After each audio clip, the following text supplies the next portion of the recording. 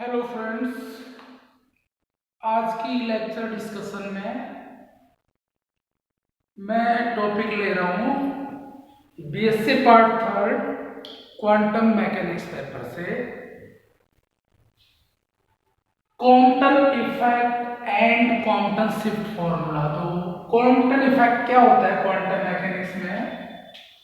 Statement है इसका, जब कोई उच्च आवर्ती का फोटोन किसी शिथिलबद्ध इलेक्ट्रॉन से इंटरेक्शन करता है, अन्योन्य क्रिया करता है, तो उसका परिणाम क्या होता है? कारण कार्य कारणात्मक संबंध होता है फिजिक्स में।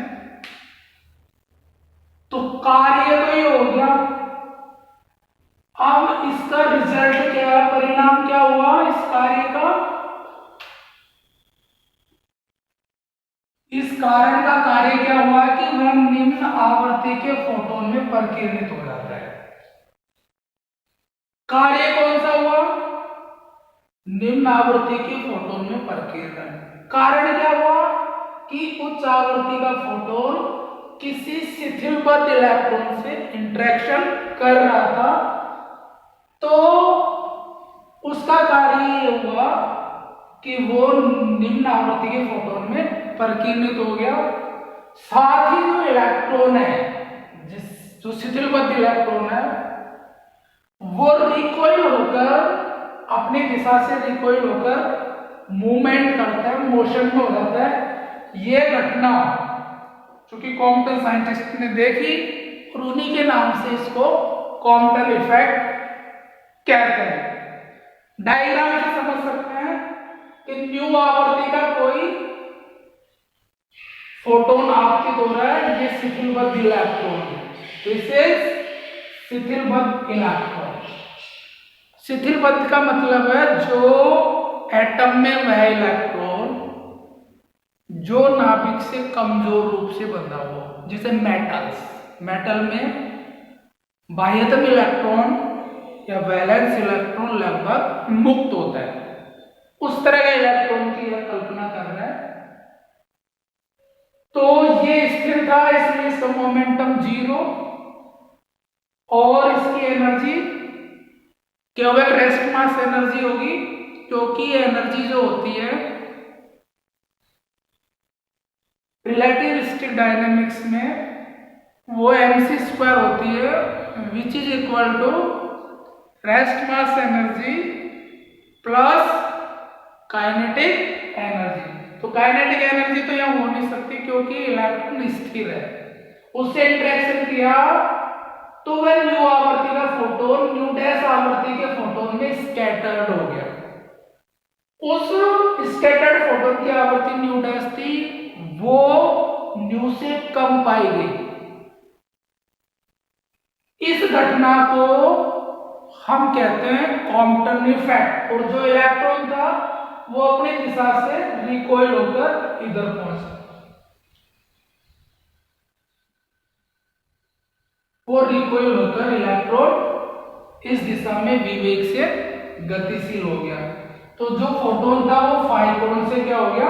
परिकीर्णित। तो उसकी एनर्जी hν डैश और मोमेंटम हो जाएगा hν dash by c by de Broglie concept. अब हम इसके लिए कॉम्पटन शिफ्ट फॉर्मूला के लिए डिराइव करेंगे। तो सिंपल सी बात है कि बिफोर इंटरेक्शन और आफ्टर इंटरेक्शन उसकी टोटल एनर्जी को कंजर्वेशन दिखा देंगे और उनके मोमेंटम में कंजर्वेशन दिखा देंगे। तो जो फॉर्मूला डिराइव होके हम फाइनल पहुंच पाएंगे वो फॉर्मूला कॉम्पटन शिफ्ट फॉर्मूला कहते हैं। आवर्ती की टर्म्स में बोले तो कम आवर्ती के फोटोन में वो परिकीर्णित होता है फोटोन। अगर इसी कॉन्सेप्ट को या इसी कंटेंट को या इसी विचारधारा को हम इन टर्म्स ऑफ वेवलेंथ बात करें तो वह उच्च तरंग दैर्ध्य के फोटोन में परिकीर्णित होता है, क्योंकि आवर्ती और तरंग दैर्ध्य एक दूसरे के रेसिप्रोकल होते हैं। अब कुल ऊर्जा संरक्षण नियम से या ऊर्जा संरक्षण सिद्धांत से, कुल ऊर्जा संरक्षण नियम से। कुल ऊर्जा संरक्षण कितना, बिफोर कॉलिशन कितना है, एच न्यू। इसकी जो एनर्जी है वो कितनी है, बिफोर कॉलिशन कितनी है, एच न्यू। और इसकी केवल कौन सी होगी, rest mass energy is equal to after collision कितनी हुई, h new dash plus electron की एनर्जी mc स्क्वायर। तो क्या हुआ ये, h nu minus nu dash is equal to m minus m zero into c square, या हम इसको mc स्क्वायर के रूप में लिखे तो mc square is equal to H nu minus nu dash plus m zero c square से equation 1। ये तो ऊर्जा संरक्षण सिद्धांत से हो गया। अब हम मोमेंटम कंजर्वेशन करेंगे। तो मान लीजिए ये x दिशा है और ये y दिशा, क्योंकि मोमेंटम तो सदिश राशि है। तो x दिशा में संवेग संरक्षण सिद्धांत से, संवेग संरक्षण सिद्धांत से x दिशा में कितना है, h q by c before interaction, यहां जीरो है। आफ्टर इंटरेक्शन कितना हुआ x दिशा में, तो एच न्यू डैश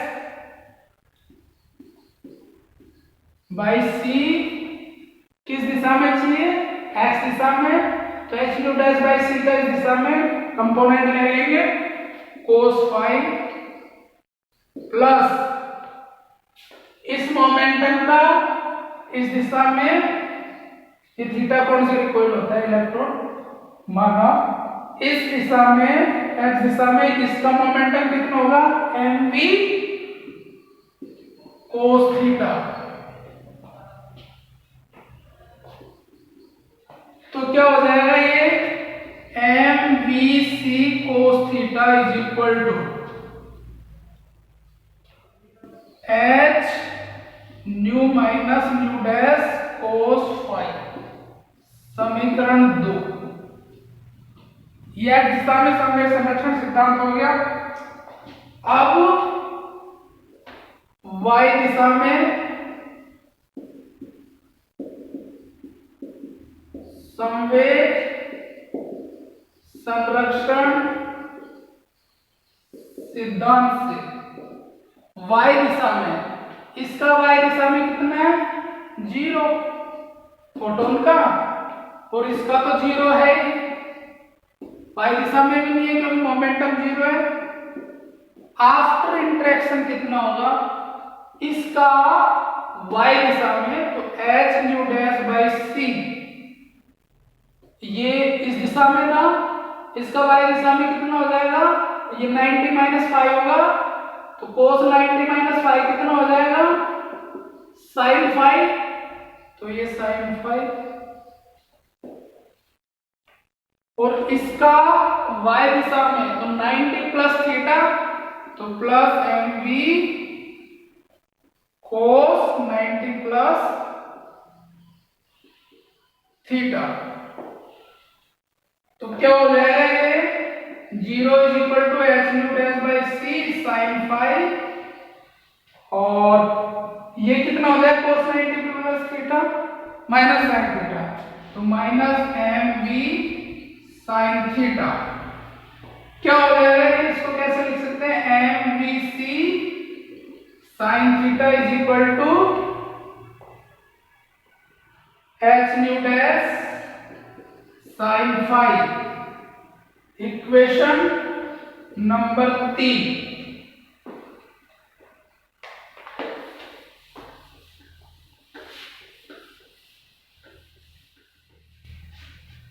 अब इक्वेशन 2 और 3 का स्क्वायर करके जोड़ देंगे तो कितना आ जाएगा, इधर तो आ जाएगा m square b square c square, square करके जोड़ रहे हैं, cos square plus sin square 1 हो जाएगा और इसका कितना हो जाएगा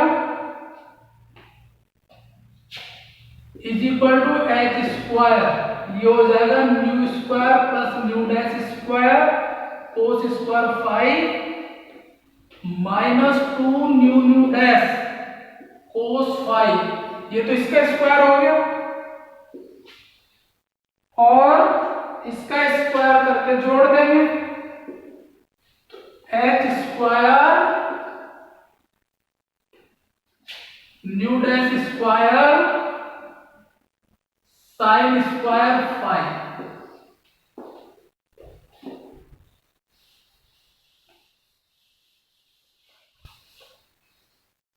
तो क्या मिला हमको, ये टर्म और ये टर्म h स्क्वायर बाहर लाएंगे अपन तो क्या बच जाएगा, केवल न्यू डैश स्क्वायर बच जाएगा अंदर, तो m square b square c square is equal to h square nu square plus nu dash square minus 2 nu nu dash cos 5, ये बच जाएगा केवल, क्योंकि cos स्क्वायर साइन स्क्वायर क्या हो जाएगा 1, इसको कहते हैं समीकरण 4। इस समीकरण का फर्क कर दें, स्क्वायर करेंगे तो कितना आएगा समीकरण का, m square c4 is equal to h square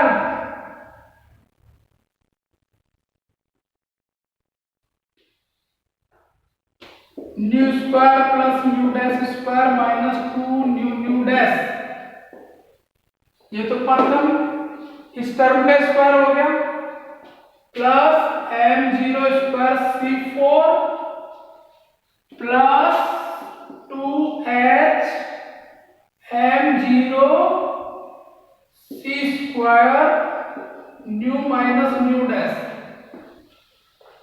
square करें तो a square plus b square plus 2ab, तो ये आ जाएगा समीकरण 5। अब समीकरण 5 में से 4 को घटाएंगे हम, तो 5 में से 4 को घटाएंगे m स्क्वायर c4 कॉमन ले लो 1 माइनस क्या बच जाएगा b square by c square, घटा रहे हैं इसमें से ये घटाएंगे तो ये घटाएंगे अपन, तो h स्क्वायर को कॉमन ले लो, ये कट जाएगा ये कट जाएगा, तो क्या आ जाएगा 2 nu nu dash cos 5 minus 2 nu nu dash, ये तो बच जाएगा, ये ऐसे कैसे आ जाएगा और ये भी ऐसे कैसे आ जाएगा 2h m0 c square nu minus nu dash,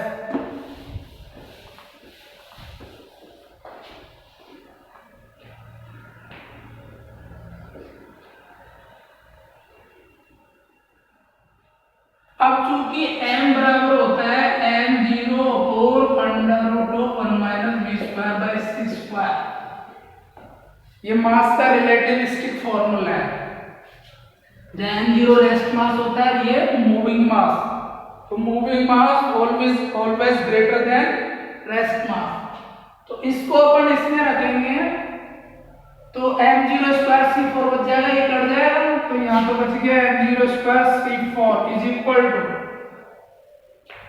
इसमें 2 न्यू न्यू डैश क्या ले लो कॉमन h स्क्वायर, तो अंदर क्या बच गया cos 5 माइनस 1, तो माइनस कॉमन ले लो तो 1 minus cos 5 plus m0 square c4 ऐसे कैसे plus 2h m0 c square nu minus nu dash, ये m0 स्क्वायर c4 भी कट जाएगा,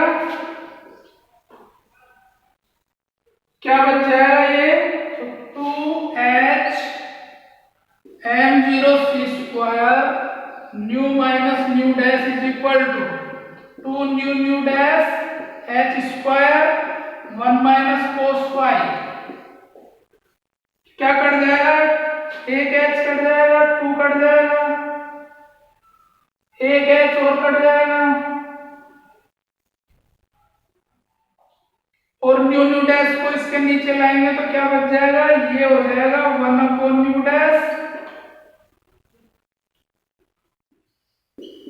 1 अपॉन न्यू डैश और ये हो जाएगा 1 अपॉन न्यू। इसको भी इधर ले आए, ये m0c इधर भेज दो, एक c अंदर भेज दिया, एक c मैंने अंदर भेज दिया और m0c को इसके पास बिठा दिया। आप जानते हैं वेवलेंथ में इसमें लैम्बडा डैश माइनस लैम्बडा, ये लैम्बडा डैश हो गया c बाई न्यू डैश और c बाई न्यू क्या हो गया? Lambda is equal to h upon m0c 1 minus cos phi.